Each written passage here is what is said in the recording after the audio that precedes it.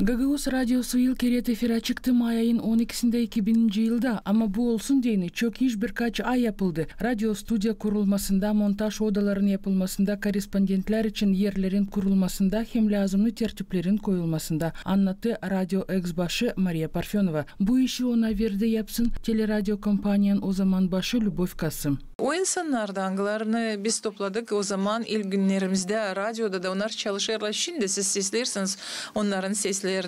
Natalya Andreyev, Katerina Mikhailova, Maya Sadoviç çalıştı çok yıl bizde radyoda.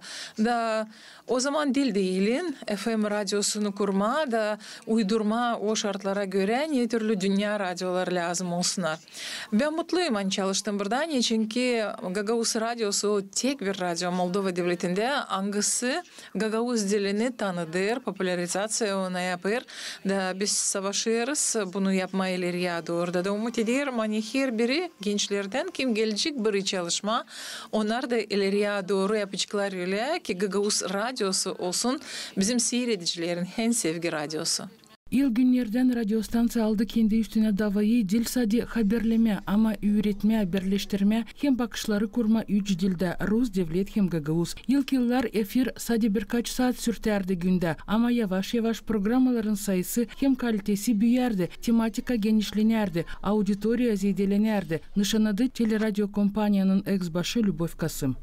İsterim nişanlama hani finans tarafından yardımcı oldu Türkiye devleti. Türk kolegalar yardım ederler yayınlamak tertipleri koymak Komrat'ta çadırda hem Valkaniş'te. Bunu kendimiz yapamayacaktık. İsterim şükür etme kolegaları hepsi 10-12 saat işlerdi beraber Türk kolegalarının. Hepsimiz beraberdik da bunun için May ayın 12'si bu önemli bir gün. Bu yeni becermekler, yeni dostlar angılarının biz profesyonel uğrunda daha yüksek kalkınardık.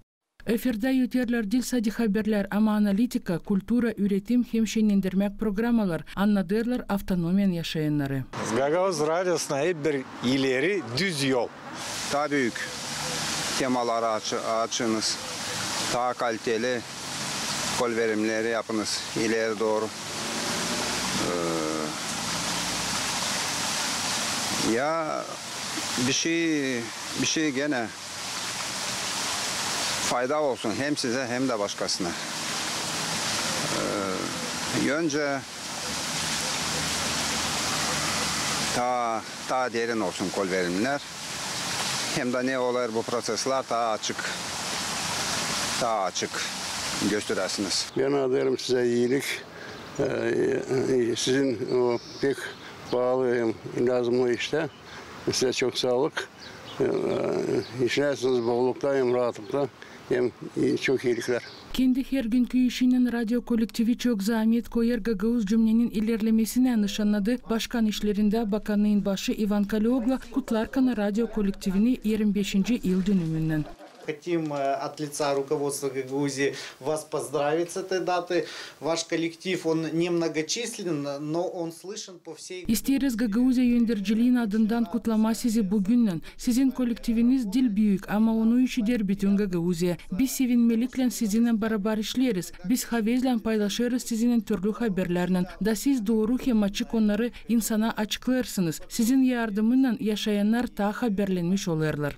Благодаря вам становится более информированным о тех действиях, событиях, которые происходят на территории Гагаузии. Gagauz radyosu ilerleder kendi misyasını kalarak önemli bir bağlantıyla evlat boyların arasında hem kultura köprü gibi bağlar geçmiş adetleri zamandaş vakitla nişanlarlar radyo uzmanları. Büyün Gagauz radyosu o zamandaş medya platforma angısı işler dil sadece efirde ama internette de programalar yakışıklı online formatında ilerlenir sosyal bağlantılarında da sayfa ne verir kolaylık kaplama daha büyük auditoriyi angısına girer Gagauz diasporası sınır aşırıdan.